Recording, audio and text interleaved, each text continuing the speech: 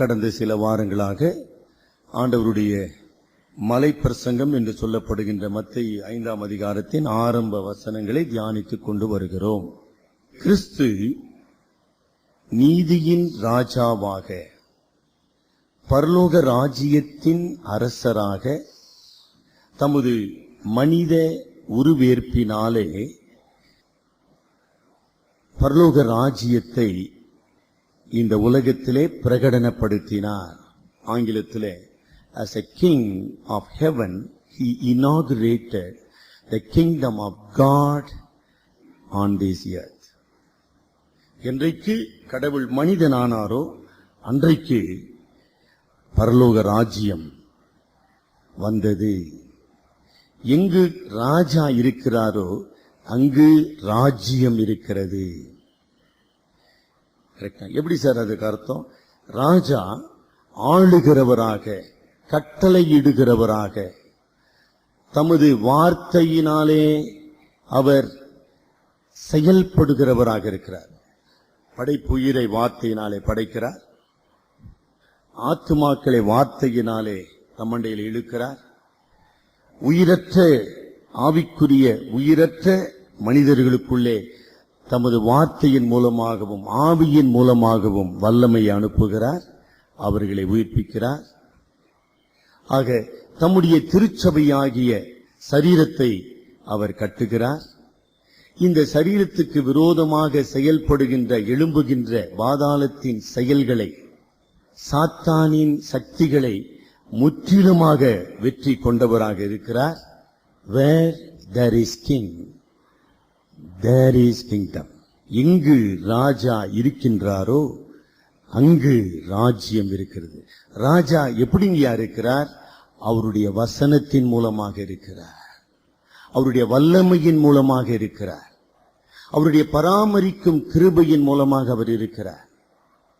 ஆக திருச்சபை அவருடைய வார்த்தையினாலே பிறப்பிக்கப்பட்டு, திருச்சபை அவருடைய வார்த்தையினாலே ஆளுகை செய்யப்பட்டு, திருச்சபை அவருடைய வல்லமையினாலே காக்கப்பட்டு, அவருடைய நித்திய வாழ்வுக்கென்று அது வழிநடத்தப்படுகிறது.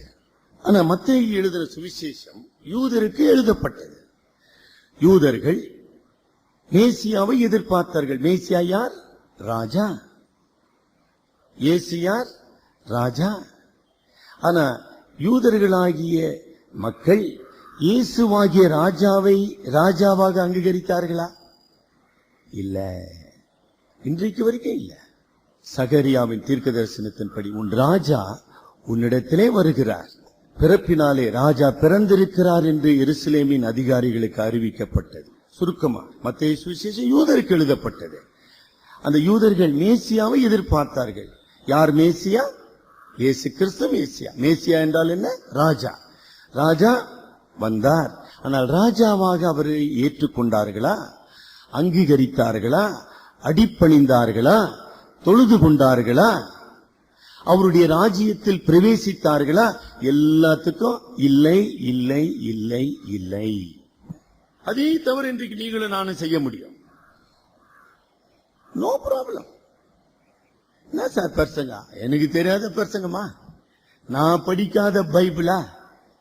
எனக்கு தெரியும் சார், எல்லாம் ஐ நோ எவ்ரிதிங்.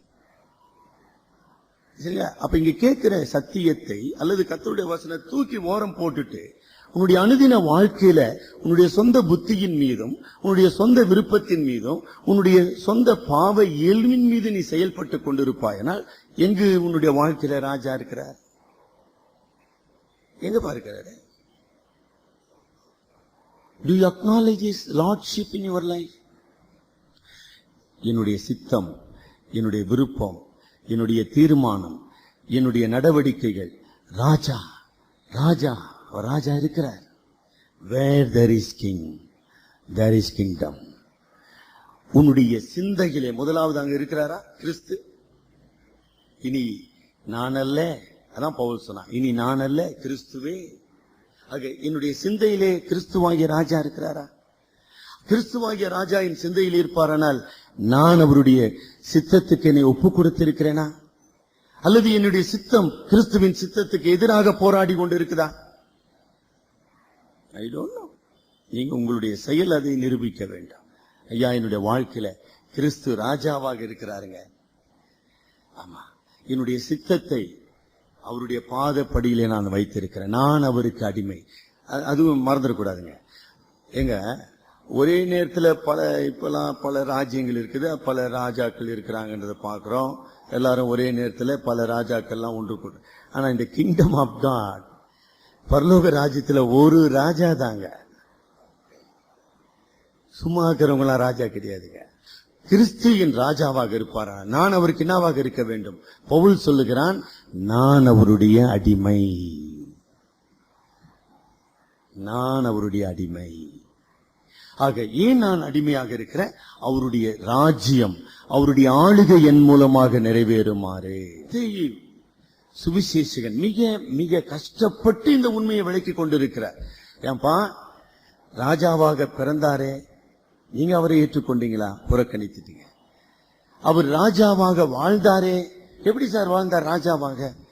அவருடைய வார்த்தையினாலே அவர் மக்களை விடுதலை ஆக்கினார், பாவங்களை மன்னித்தார். முதலாவதாக மனுஷகுமாரனுக்கு பாவங்களை மன்னிக்க அதிகாரம் உண்டு என்று நீங்கள் அறிந்து கொள்ளும்படி திமிர்வாதக்காரனை பார்த்து, மகனே, உன் பாவம் மன்னிக்கப்பட்டது, எழுந்து நட. ராஜா, ஆவிக்குரிய ராஜ்யத்தின் ராஜா, பாவத்தை மன்னிக்கிற ஒரே ஒரு தேவகுமாரன். தெளிவா சொன்னாரப்பா உங்களுக்குலாம். இந்த பாவத்தினாலே பாழாக்கப்பட்ட உலகம், பாழாக்கப்பட்ட மனிதன், பாவத்தின் விளைவுகளினாலே அவன் வியாதி, வேதனை, துன்பம், துயரம், மரணம், இதில் அவஸ்தைப்பட்டிருக்கிறான் பாருங்க. அதிலிருந்து ராஜாவாகிய கிறிஸ்து விடுதலை ஆக்கினார். The miracles stand as an evidence for his kingship over the sinful world. எங்கு ராஜா இருக்கிறாரோ அங்கு வாழ்வு, அங்கு விடுதலை. கிறிஸ்து அங்கு இருக்கும்போது ஊனமுற்ற மகன் அங்கு இருக்க முடியாது. பாவத்தினாலே பிடிக்கப்பட்ட ஒரு பெண்ணோ ஒரு ஆணோ அங்கு இருக்க முடியாது. பாவத்தினுடைய விளைவுகளாகிய வியாதி அங்கு இருக்க முடியாது. பாவத்தின் சம்பளமாகிய மரணம் அங்கு இருக்க முடியாது. அழகா விளக்குனார. The kingdom has come. பரலோக ராஜ்யம் உங்களுக்குள் இருக்கிறதே, அது வந்திருக்கிறதே. எப்படிங்க தெரியும்? விடுதலை, விடுதலை. முதல் மனிதன், போன வாரம் நம்ம சிந்தித்தோம், மனிதனை தேவன் நீதிமானாக படைத்தார். இன்னசென்ஸ் என்ற வார்த்தை சொல்லக்கூடாதுங்க. மிக சாதாரணமாக அந்த பதத்தை பயன்படுத்தி கொண்டிருக்கிறோம். முதல் ஆதாம், அவன் பாவமற்றவன், பரிபூரணம் உள்ளவன். அதோடு நிக்கலங்க. He was a righteous being. What is righteous being means? He had a right relationship with the holy God. கடவுள் பரிசுத்தராயிருக்கிறது போல, கடவுள் நீதியுள்ளவராயிருக்கிறது போல, மனிதன் பரிசுத்தனாக நீதியுள்ளவனாக இருந்தான். அந்த கடவுளோடு நீதியான உறவு கொண்டிருந்தான். அது மாத்திரமல்ல, அவன் ராஜரீக அதிகாரம் உடையவனாக இருந்தான். அவன் பாவம் செய்த போது நீதியை இழந்தான். பாவம் செய்தான். ஆதாம் இழந்த முதல் காரியம் நீதி. நீதி. Can no more have a relationship with the holy God.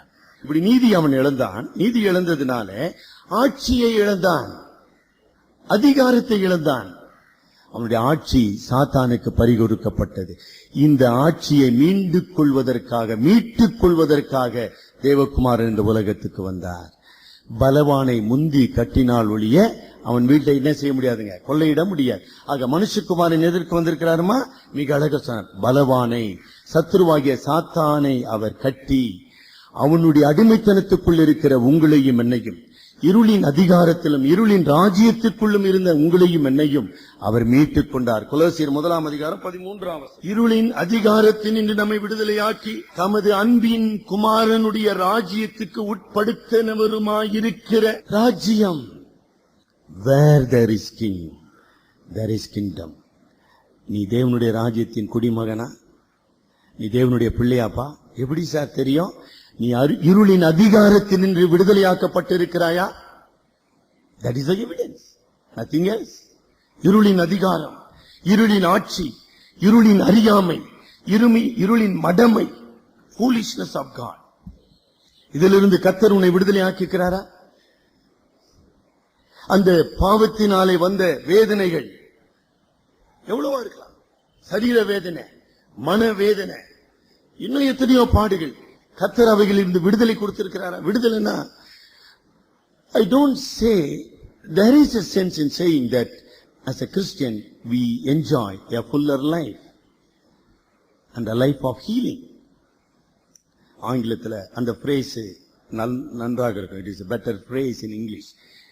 We can enjoy in this fallen world a life of healing which leads to abundant life.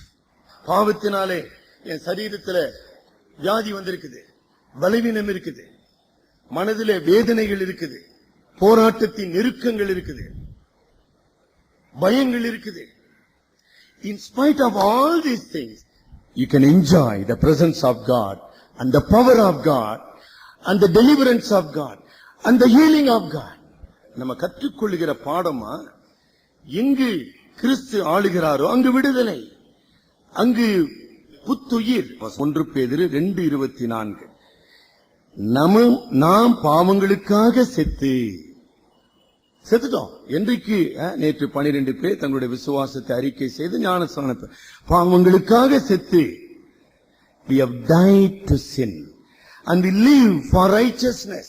நாம் நீதிக்காக பிழைக்கிறபடியினாலே, நீதியின் ராஜா என் வாழ்க்கையிலே ராஜாவாக இருக்கிறபடியினாலே, அவருடைய வல்லமை என்னை ஆண்டு நடத்துகிறபடியினாலே, இந்த பாவத்தின் விளைவுகளில் இருந்து விடுதலை, பாவத்தின் அதிகாரத்தில் இருந்து விடுதலை, சாத்தானின் அடிமைத்தனத்தில் இருந்து விடுதலை.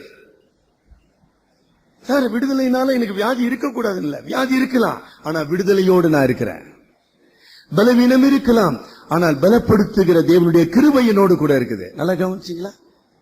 அந்த AIDS patient Lawrence AIDS patient, AIDS இருந்தது, மரித்து போயிட்டார். ஆனா அவர் ஜீவனோடு வாழ்ந்தார், நீதியோடு வாழ்ந்தார், பரிசுத்த கடவுளோடு இணைந்து வாழ்ந்தார், பரிபூர்ண வாழ்வை பெற்று வாழ்ந்தார். அப்படின்னு என்ன சார்? எய்ட்ஸ் நோய் இல்லைன்னு அர்த்தமா? இல்ல அவர் சாக மாட்டான்னு அர்த்தமா? எல்லாம் கரெக்ட் சார், ஆனா இயேசு கிறிஸ்துவின் ஜீவன் அவருக்குள்ள இருந்தது.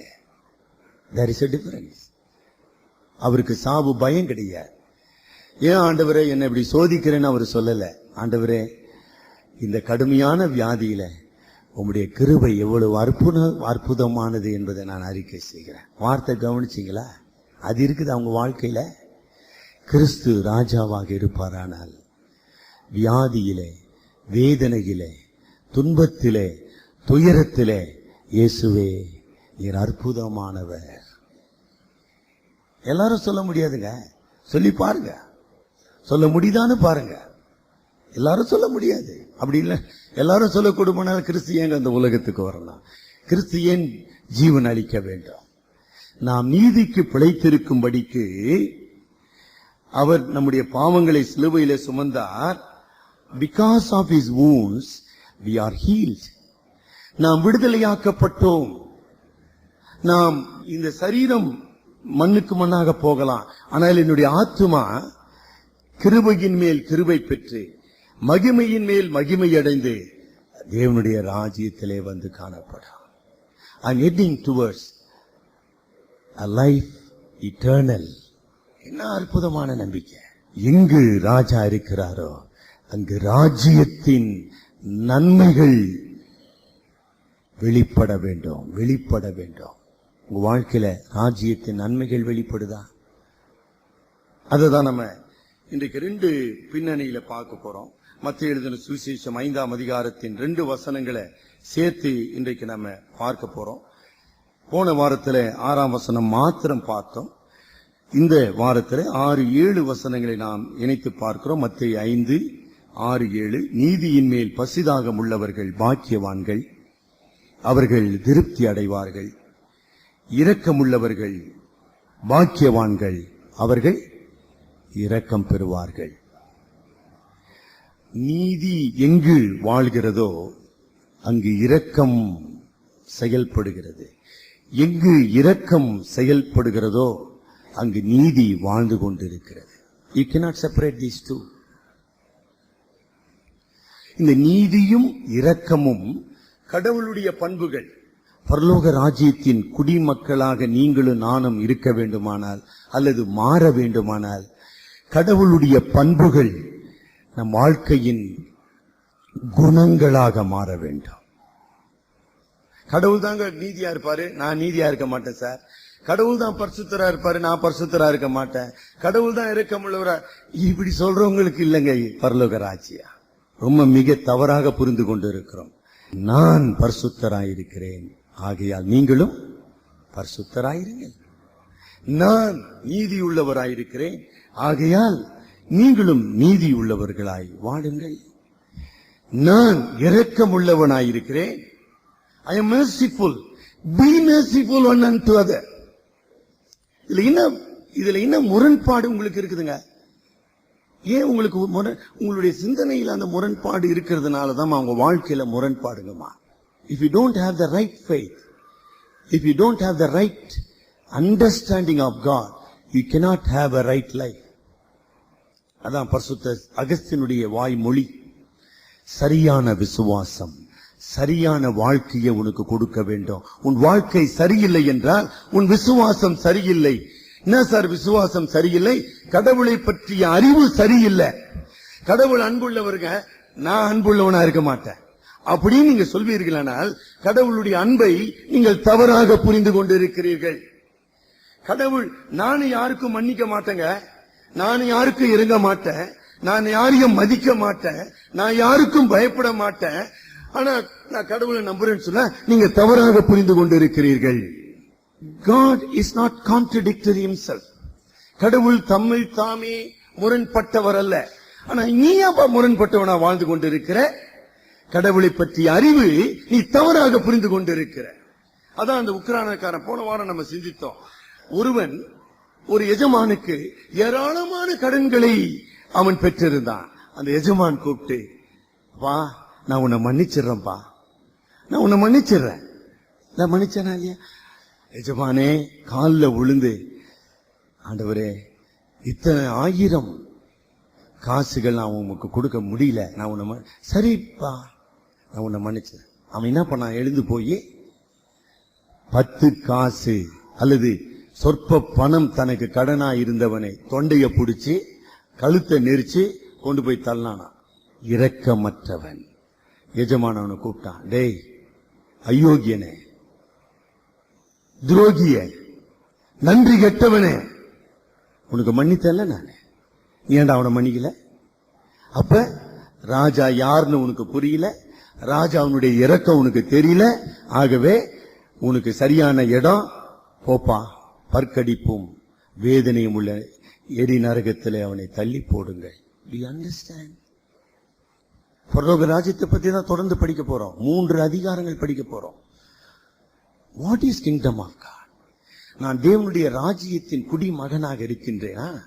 ஆக நீதி இல்லாமல் இரக்கம் அங்கு செயல்பட முடியாது. இரக்கம் இல்லாத இடத்திலே நீதி வாழ்கிறது என்று சொல்ல முடியாது. You cannot separate those two things. ஆக பரலோகத்தின் குடிமக்கள் நீதியுடையவர்களாக இந்த பாவ உலகத்திலே, அசுத்தமான உலகத்திலே, பாவ சமுதாயத்திலே அப்பழுக்கற்ற, அந்த வார்த்தையை கவனிக்கணும், அப்பழுக்கற்ற நீதி உள்ளவர்களாக வாழ வேண்டும் என்று கடவுள் விரும்புகிறார். 5ஆம் அதிகாரம் 20ஆம் வசனம். வேத பாரகர் பரிசேயர் என்பவர்களுடைய நீதியிலும் உங்கள் நீதி அதிகமாயிராவிட்டால். இப்ப கேள்வி கேட்க, என்னுடைய நீதியின் சான்றுகள் என்ன? கேள்வி கேளுப்பா. நான் கடவுளுடைய பிள்ளைன்ற, நான் பரலோக ராஜ்யத்துக்கு உரியவன்ற, ஏசாமியின் பாவத்தை மன்னித்தாரு, நான் பரலோகம் போய் நிக்கிறேன். ஆனா என்னப்பா உன் வாழ்க்கை நீதியா இருக்குதா? அப்படி ஒண்ணும் இல்லையே சார். இது எப்படி எனக்கு விளங்கவே இல்லை. இந்த தவறதான் இப்ப திருப்புங்க. மீகா புஸ்தகம் 6ஆம் அதிகாரத்துக்கு இப்ப கொஞ்சம் லேசா திருப்புங்கம்மா. இயேசு கிறிஸ்துவினுடைய போதனை பழைய ஏற்பாட்டிலும் புதிய ஏற்பாட்டிலும் எப்படி பொருந்தி இருக்கிறது என்பதை சொல்லி இன்றைக்கு நான் முடிக்கிறேன். மீகா 5ஆம் அதிகாரம் முதல் 8 வசனங்களிலே வரலாற்று பூர்வமான ஒரு உண்மையை ஆண்டவர் பேசிக் கொண்டிருக்கிறார். வரலாற்று முதல் 2 வசனத்துல பாருங்க, மீகாவின் மூலமாக கிமு 8ஆம் நூற்றாண்டிலே வாழ்ந்தவன் மீகா. ஏசாயாவின் காலம் என்ன சொல்றான்? கடவுளுடைய வார்த்தை மீகாவுக்கு வந்து முதல் 2 வசனங்களிலே பூமியின் சிருஷ்டிகராகிய கடவுள், நியாயாதிபதியாகிய கடவுள் தம்முடைய ஜனங்கள் மீது குற்றம் சுமத்துவதற்காக எப்படி பேசுறார் பாருங்க. பர்வதங்களுக்கு முன், 1ஆம் வசனம், 6ஆம் அதிகாரம் 1ஆம் வசனம், பர்வதங்களுக்கு முன் உன் வழக்கை சொல். மலைகள், ஏன்பா நல்லா கவனிக்கிறீங்களா? மீகாவை கூப்பிட்டு, பாப்பா மீகா, நீ தீர்க்க தரிசனம் சொல்லணும். எங்க சொல்லணும் தெரியுமா? இந்த பார் மலை இருக்குது பார், அதுகிட்ட சொல்லு. அதுக்கு கொஞ்சம் காது கேட்கு சார், இவனுங்களுக்கு எல்லாம் சொல்லாத.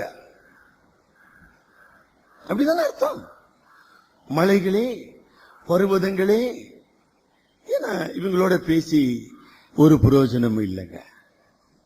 அவங்க மனம் திரும்ப முடியாது, அவங்க மனம் திரும்ப போறதில்லை. அவர்களுக்குள்ளே பாலாக்கின் யோசனையும், 5ஆம் வசனத்துல பாலாக்கின் யோசனையும் பீலேயாமின் ஆவியும் குடிகொண்டிருக்கிறது. ஆகையினாலே பர்வதங்களே, 2ஆம் வசனம், பர்வதங்களே, பூமியின் உறுதியான அஸ்திபாரங்களே, கர்த்தருடைய வழக்கை கேளுங்கள். கர்த்தருக்கு அவர் ஜனத்தோட வழக்கு இருக்கிறது. என்னப்பா வழக்கு? என்னப்பா வழக்கு? 6ஆம் வசனம், எண்ணத்தை கொண்டு நான் கர்த்தருடைய சந்நிதியில் வந்து உன்னதமான தேவனுக்கு முன்பாக பணிந்து கொள்வேன். தகன பலிகளை கொண்டும் 1 வயது கன்றுக்குட்டிகளை கொண்டும் அவர் சந்நிதியில் வர வேண்டுமா? 1000 ஆட்டுக்கடாக்களின் பேரிலும் எண்ணெயாய் ஓடுகிற 10000 ஆறுகளின் பேரிலும் கர்த்தர் பிரியமாயிருப்பாரோ? என் அக்கிரமத்தை போக்க என் முதற் பேரானவனையும் என் ஆத்துமாவின் பாவத்தை போக்க என் கற்பத்தின் கனியையும் கொடுக்க வேண்டுமோ? அப்படி பேசுறாங்க ஜனங்க 8ஆம் நூற்றாண்டுல. கிறிஸ்து கடவுளுக்கு எப்படிங்க திருப்தி செய்யறது? அவர் எப்படிங்க பிரியப்படுத்துறது? அவர் எப்படி நான் ஆராதிப்பது? அவருக்கு என்ன காணிக்கை கொடுப்பது? ஏண்டா எவன்டா உங்ககிட்ட இதெல்லாம் கேட்டதுன்ற? யாருப்பா உங்ககிட்ட கேட்டது இதெல்லாம்? நீ எகிப்தில் அடிமைத்தனத்தில் இருந்திய, அப்படின்னா பலியா செலுத்தின? ஆண்டவர் கேட்கிற, பெரிய பேசினுக்கிற நீ ஏறி எகிப்தில் எடுபடியா இல்ல, கல்லு சுமந்து நில்ல, மாவரிச்சு நில்ல, அங்க எங்கடா பலி செலுத்தினீங்க? அப்ப நான் உன்னை மீட்டுக் கொள்ளவில்லை. யார் நீ? உன் காணிக்கை வச்சுதானா நான் பொழப்ப நடத்தினுக்கிறேன். என்ன இப்ப நீ பலி செலுத்தலன்னா நான் உன் கோஷன் போயிடுவேனா? என்னப்பா பேசுற? என்ன பேசுற நீ? வழக்கு உண்டு. உன் புள்ளியையே தரபலி செலுத்திட்டுனா நான் உன்னை சந்தோஷமா ஏத்துக்கன்னு நினைக்கிறியா? என்ன சொல்லி நீ என்ன புரிஞ்சு கொண்ட? யோசனை பண்ணிக்கலாம். மோசையினுடைய நியாயப்பிரமாணத்தை பெற்ற ஜனங்கள் ஆசாரித்துவ முறைமைகளை மூலமாக கடவுளிடத்தில் சேர வேண்டும் என்கிற முறைமையை பெற்ற ஜனங்கள் என்ன புரிஞ்சுக்கிட்டாங்க? They totally misunderstood the holiness of God. கடவுள் பரிசுத்த, கடவுள் பரிசுத்த, கடவுள் நீதிபரர், கடவுள் நீதியை விரும்புகிறவர், கடவுள் பரிசுத்தத்துக்கு தவிர வேறு எதையும் அவர் இதை விளங்கவே இல்லை. ஆனாதான் சொன்னார், மனுஷனே, 8ஆம் வசனம், மிக 6-8, மனுஷனே நன்மை இன்னதென்று அவர் உனக்கு அறிவித்திருக்கிறார். நியாயம் செய்து இரக்கத்தை சிநேகித்து தேவனுக்கு முன்பாக மனத்தாழ்மையாய் நடப்பதை அல்லாமல் வேறு எண்ணத்தை. இப்ப நம்ம ராபோஜனம் பெறுகிறதுனால கடவுளை பிரியப்பட்ட போற நீங்க நினைக்கிறீங்களா? You will be making the same mistake. பழைய ஏற்பாட்டினுடைய இஸ்ரவேல் ஜனங்கள் எந்த தவறு செய்தார்களோ அதே தவறை செய்து கொண்டிருப்பீங்க. திருப்பந்தியை ஆசரிப்பது தவறு என்று சொல்லவில்லை. எந்த நோக்கத்தோடு ஆசரித்துக் கொண்டு திருப்பந்தியை ஆசரிப்பதனாலே நான் பிரியப்படுத்துகிறேனா, நீதியும் இரக்கமும் தேவனுக்கு முன்பாக மனத்தாழ்மையின்மான வாழ்க்கையின் மூலமாக நான் தேவனை பிரியப்படுத்துகிறேன். எதுப்பா முக்கியம்? எது முக்கியம்?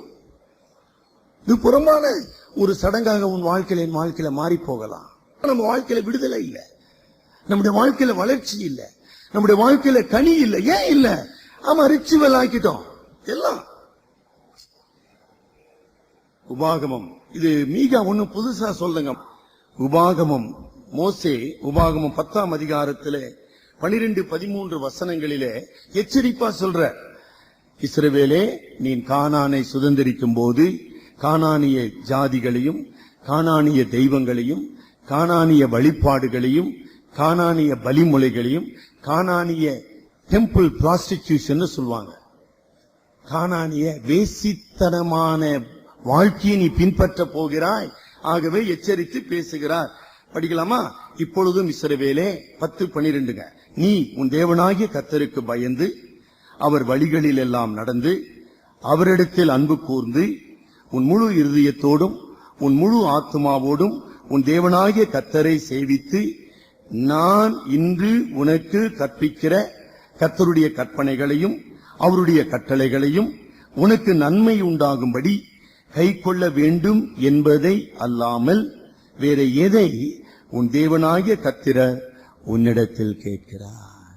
இல்ல இஸ்ரவேல் ஜனங்களுக்கு விளங்கலன்னு சொல்றீங்களா? மோசையின் மூலமாக தெளிவான ஒரு போது உன் தேவனாகிய கர்த்தருக்கு முன்பாக பயந்து கீழ்ப்படிந்து உத்தமத்தோடும் நியாயத்தோடும் நடப்பித்து நீ வாழ். மீகா மூலமாக அதை ரிப்பீட் பண்ற. இப்பொழுது தேவகுமாரன் மனிதனாக வந்து மத்தேயு எழுதின சுவிசேஷம் 5ஆம் அதிகாரத்துல 6-7 வசனங்களில அது மறுபடியும் சொல்ற, இஸ்ரவேலே, நீ நீதியை நடப்பித்து இரக்கத்தை சிநேகித்து தேவனுக்கு முன்பாக மனத்தாழ்மையாய் நட. மதம் என்பது வேற, பரிசுத்த மார்க்கம் என்பது வேற. ஆக பழைய ஏற்பாட்டினுடைய தோல்வி என்னங்க? பழைய ஏற்பாட்டு உடன்படிக்கையின் மக்களுடைய தோல்வி என்ன? கடவுளுடைய வார்த்தையை பரிசுத்த வாழ்க்கைக்கு வழிகாட்டியாக கொண்டு அந்த பரிசுத்த பாதையில வாழ்வ தவறி மதத்தை பின்பற்றி தங்களை தாங்களே வஞ்சித்துக் கொண்டிருந்தார்கள். அதே தவறு இன்றைக்கு நீங்களும் நானும் செய்யலாம். அதனாலதான் மத்தேயு 5ஆம் அதிகாரத்தில் ஆண்டவர் எச்சரிக்கிறார். பரலோகத்தின் குடிமக்களாகிய நம்முடைய மக்களுக்கு ஆண்டவர் என்ன சொல்றாரு? நீதியின் மேல் பசி தாகம் உள்ளவர்களாக இருங்க. sought after the righteousness. நீதி. நம்ம என்ன செய்யறோம்? அவன் யோகியமா, அவனோட நான் யோகியன் பேச. இதுக்கு பேர் இல்லைங்க நீதி. never compare yourself with somebody. அவன் நீதியை பார்த்துப்பான், உன் நீதியை சொன்னார்தான் சொல்றாரு, பரிசேய நீதியை காட்டிலும் உன் நீதி பெருசா இருக்கணும்னு. நீ அவனை பத்தி போன வந்த பத்தி எல்லாம் பேசி நிக்கிற. உன் நீதி கடவுளுக்கு முன்பாக சரியா இருக்குதாப்பா? கடவுள் நீதி உள்ளவரா இருக்கிறாரா? யாருன்னா இருக்கட்டுங்க, அது எந்த மனிதனா இருக்கட்டும், எந்த போதகனா இருக்கட்டும், அவனை நீதிமான் ஆக்குனா, அவனா உனக்கு வழிகாட்டி. அவன் கிடையாது. நீதிபரராகிய கர்த்தர் அவரை பாரு. ரோமர் எழுதின நிருபம் 14ஆம் அதிகாரம் 17-18 வசனங்களை, தேவனுடைய ராஜ்யம் அது நீதியும் சமாதானமும் பரிசுத்தினால் உண்டாகும். இப்ப புதிய உடன்படிக்கையின் மக்களாக நம்முடைய வாழ்க்கையில இது 3 இருக்குதா? பழைய உடன்படிக்கையின் மக்களை குறித்து மீகாவினுடைய தீர்ப்பு, மீகாவின் மூலமாக கடவுளுடைய தீர்ப்பு, நீங்கள் என் ஜனம் அல்ல, நீங்கள் என் மக்கள் அல்லன்றார். அவுட்ரா, மனுஷனே, நன்மை இன்னதென்று உனக்கு அறிவித்திருக்கிறார். நியாயத்தை செய்து இரக்கத்தை சிநேகித்து உன் தேவனுக்கு முன்பாக மனத்தாழ்மையோடு நட. நீங்க நடக்கலப்பா. ஆகவே உங்களுடைய மாய்மால பக்திக்கு, உங்களுடைய சடங்காச்சார பக்திக்கு, உங்களுடைய புறம்பான சுய நீதிக்கு ஒரு முற்றுப்புள்ளி. இப்ப புதிய ஏற்பாட்டுக்கு வருகிறோம். ரொம்ப சுருக்கமா அந்த 17-18 வசனங்களை எவ்வளவு சுருக்கமா பார்த்து முடிக்கிறோமோ முடிக்க போறோம். நீதி என்பதுங்கம்மா கடவுளோடு உள்ள உறவு. Righteousness is a right relationship with the Holy God. இன்னைக்கு திருப்பந்திக்கு நீயும் நானும் வந்திருக்கிறோம். இந்த பரிசுத்தமும் நீதியும் உள்ள கடவுளுக்கு முன்பாக உன்னுடைய வாழ்க்கை சரியாக இருக்கிறதா? என்ன சார் அப்படின்னா அர்த்தம்? உன்னுடைய மனசாட்சி குற்றம் உள்ளதா இருக்கிறதா? உன்னுடைய மனசாட்சி பாவத்தினாலே, பாவ கரைகளினாலே, பாவத்தின் செய்கைகளினாலே மரத்து போய், அதாவது என்ன சொல்றதுங்க அதுக்கு, ஹார்டன் மனசாட்சியா இருக்குதா? அதுதான் ஆண்டவர் கேட்கிறார். நீதி நமது ஆண்டவர், நமது கர்த்தர் பரிசுத்த ஆவியானவர்மா நம்முடைய மனசாட்சியை விட அவருக்கு பெரியவங்க இல்லையா? God, கடவுள், தேவகுமாரன், கடவுளாக எல்லாவற்றையும் அறிந்தவர். பரிசுத்த ஆவியானவராகிய கடவுள் நம்முடைய ஆவியையும் நம்முடைய உள்ளத்தையும் நம்முடைய ஆத்மாவையும் அனைத்தையும் அறிந்தவர். They are above our conscience. ஆக என்னுடைய மனசாட்சியை என்னை குற்றவாளியாக தீர்க்குமானால் பரிசுத்த ஆவியானவர் என்ன தீர்ப்பாரு? என்ன தீர்ப்பாருங்க? அப்ப நீதி எங்கு காணப்பட வேண்டும்? என்னுடைய கடவுளோடு உள்ள உறவிலே காணப்பட வேண்டாம். அது இருக்குதா? அததான் நம்ம பரிசீலனை செய்யும். நீதியற்ற எண்ணெய் இல்லைங்களா, பரிசுத்தமற்ற எண்ணெய், பாவத்தன்மையுள்ள எண்ணெய் கிறிஸ்துவின் ரத்தம் சுத்திகரித்தது என்கிற நிச்சயம் உனக்குள்ளே எனக்குள்ளே வரும்போதுதான் நான் நீதிமானாக்கப்பட்டவன். நீதிமானாக்கப்பட்டவன். இயேசு கிறிஸ்துவின் ரத்தம் சகல பாவங்களை நீக்கி நம்மை சுத்திகரிக்கும். அடுத்த வசனம் படிங்க. 1 யோவான் 1:9 படிங்க. 1 யோவான் 1:9. நம்முடைய பாவங்களை நாம் அறிக்கையிட்டால் பாவங்களை நமக்கு மன்னித்து எல்லா அநியாயத்தையும் நீக்கி நம்மை சுத்திகரிப்பதற்கு நம்முடைய இரட்சகராகிய கிறிஸ்து, பிரதான ஆசாரியராகிய கிறிஸ்து, நீதிபரராகிய கிறிஸ்து உண்மையும் நீதியும் உள்ளவர். இது கடந்த கால கிறிஸ்தவ வாழ்க்கை இல்லமா, நிகழ்கால வாழ்க்கை. எவர்கள் பாவம் மன்னிக்கப்பட்டதோ, எவளுடைய பாவத்தை கர்த்தர் மன்னித்து போட்டாரோ, எவளுடைய பாவத்துக்காக கிறிஸ்து ரத்தம் சிந்தினாரோ அவர்கள் நீதிமான்களாக்கப்பட்டார்கள். இப்படி நீதிமான்களாக்கப்பட்டவர்கள் நீதிமான்களாக இந்த உலகத்தில் வாழ வேண்டும். எப்படி சார் வாழ முடியும்? நம்முடைய பாவத்தை நாம் அறிக்கையிட்டு. என்னங்க பாவத்தை அறிக்கை செய்வது? ஆண்டவரே, நான் உமக்கு விரோதமாக பாவம் செய்தேன், நான் உம்முடைய நீதியின் பிரமாணத்தை மீறினேன், நான் உமது குமாரனாகிய கிறிஸ்துவின் ரத்தத்தை எபிரேயர் 10:29 காலின் கீழே மிதித்து போட்டேன், நான் உமது பரிசுத்த ஆவிக்கு விரோதமாக எபேசியர் 4:30-31 படி நான் துக்கப்படுத்தினேன். ஆகவே என்னை மன்னியும். Everyday sanctification, purification. அவன் தான் நீதிமான், அவன் தான் பரலோக ராஜ்யத்துக்கு உரியவன். அந்த பரிசுத்தமாக்கப்படுதல் தொடர்ந்து நிகழ்ந்து கொண்டிருக்குது. சார் நேத்து பாவம், அது நேத்துங்க, இன்னைக்கு பாவம் செஞ்சிருக்கிறோமே. இன்றைக்கு தேவனுடைய பார்வையில நம்முடைய இருதயம் நீதி உள்ளதாக இருக்கிறதா? ஆக those who have been justified by the blood of Christ will be sanctified by the spirit of holiness.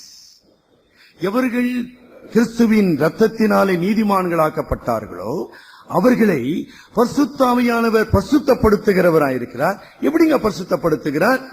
பாவத்தை கழுவுவதினாலே, பாவத்திலிருந்து அவர்களை விடுதலை ஆக்குவதனால். நேற்று மாலையில அந்த செய்தியை தான் அந்த மக்கள் கேட்டாங்க. பாவத்தின் அடிமைத்தனத்தில் இருந்து விடுதலை, பாவத்தின் ஆளுகையில் இருந்து விடுதலை, பரிசுத்தமாக்கப்படுதல். எப்படிமா அது நிகழ்கிறது?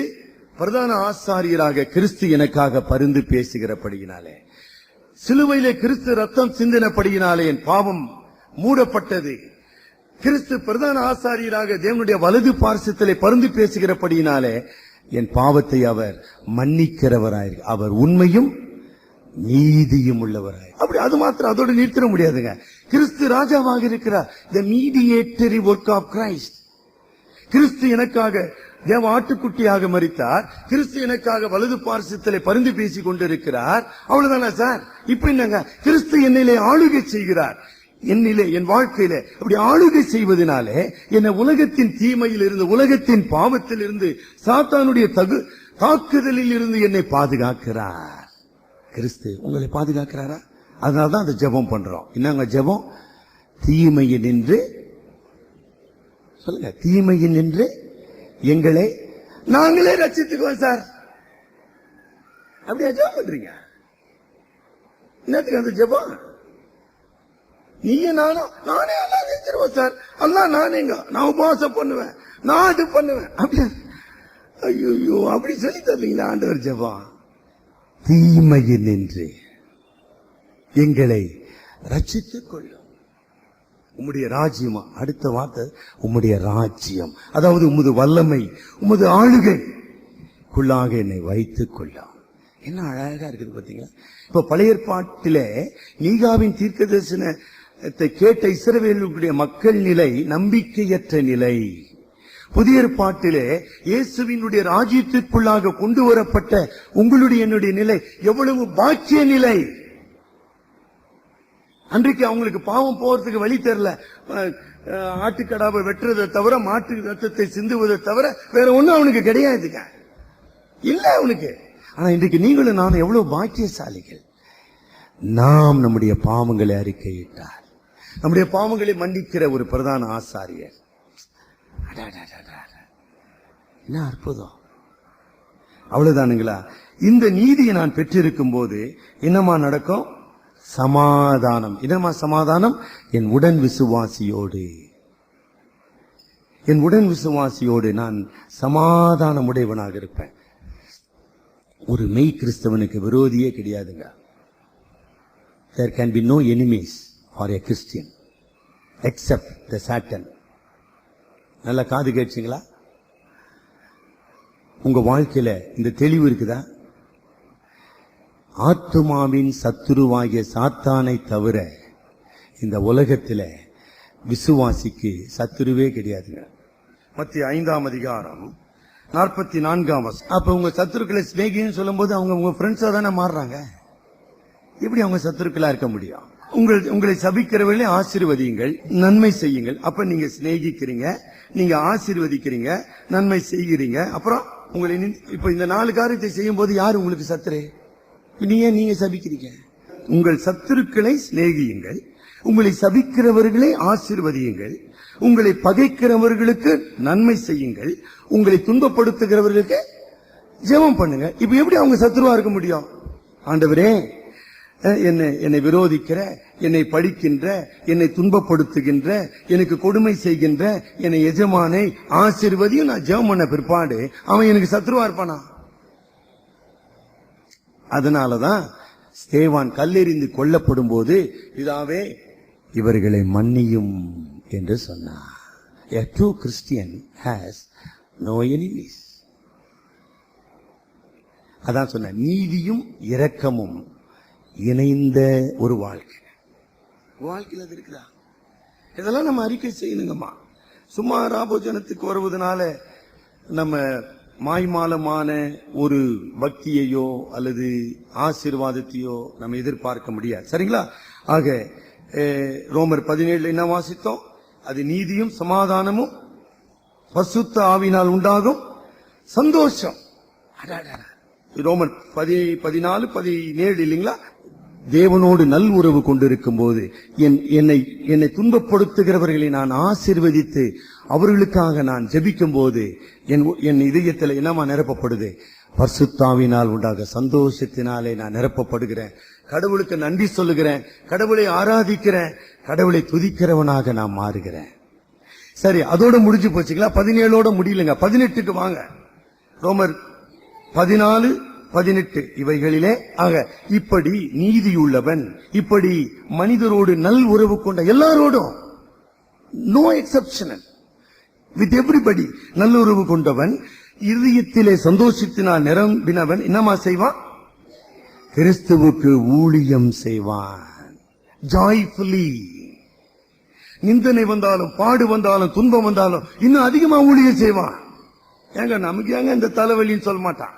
18 அடுத்த பகுதி. அவன் தாங்க தேவனுக்கு பிரியமானவன். இது முதல்ல தேவனுக்கு பிரிய நீதியின் உறவை கொண்டிருக்கிறவன், மக்களோடு தான் பழகுகிற, தான் சந்திக்கிற, தான் வாழ்கின்ற சமுதாயத்திலே நல்லுறவு கொண்டவன், பரிசுத்தாவின் சந்தோஷத்தினால் நிரம்பி வழிகின்ற பாத்திரமாயிருக்கிறவன் கிறிஸ்துவுக்கு ஊழியம் செய்கிறான். The qualification of a servant of God.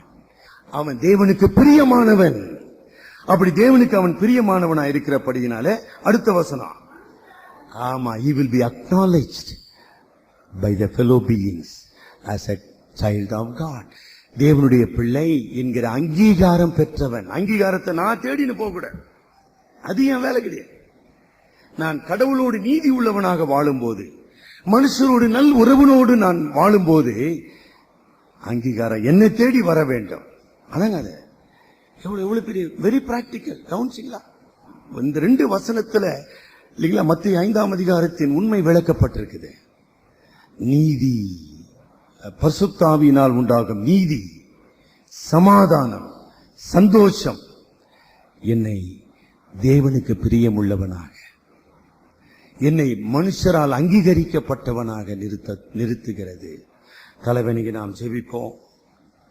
இந்த காலையை தேவன் நமக்கு ஈவாக தந்திருக்கிறார். பரிசுத்த கடவுளிடத்திலே கிட்டி சேரும்படியான ஸ்லாக்கியத்தை தேவன் தந்திருக்கிறார். பரிசுத்த கடவுளுக்கு முன்பாக எந்த மனிதனும் நீதிமான் என்று தன்னை உயர்த்த முடியாது. நாம் பாவம் செய்யவில்லை என்போமானால் நம்மை நாமே வஞ்சிக்கிறவர்களாயிருப்போம்,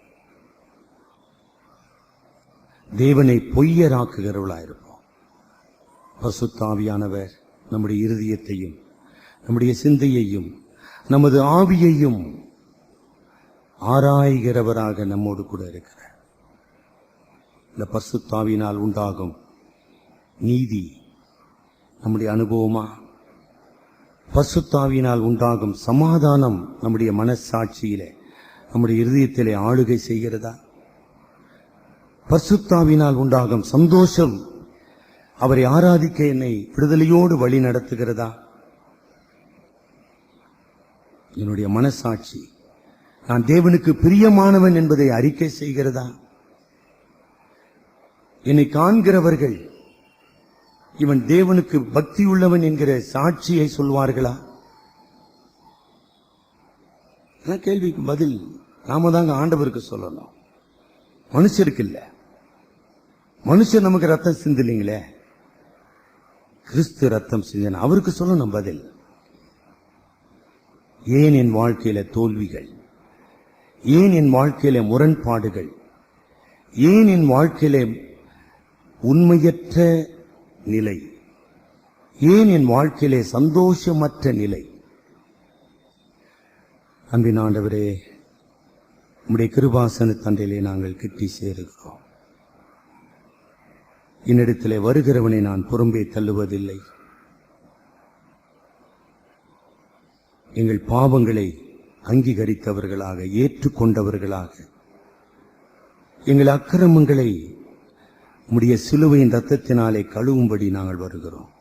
எங்களை கழுவி அருளும். உம்முடைய பரிசுத்த ஆவியானவர் தாமே எங்களை குற்றப்படுத்துகிற குற்ற மனசாட்சியிலிருந்து எங்களை விடுதலையாக்க நாங்கள் ஜெபிக்கிறோம். நாங்கள் ரட்சிப்பின் சந்தோஷத்தினாலே நிரப்பப்பட்டு உம்மை ஆராதிக்க, உம்முடைய திருப்பந்தியிலே உம்மை மகிமைப்படுத்த எங்களுக்கு உதவி செய்யும். எங்கள் அருமை இரட்சகர் மூலம் வேண்டிக் கொள்கிறோம் பிதாவே, ஆமேன்.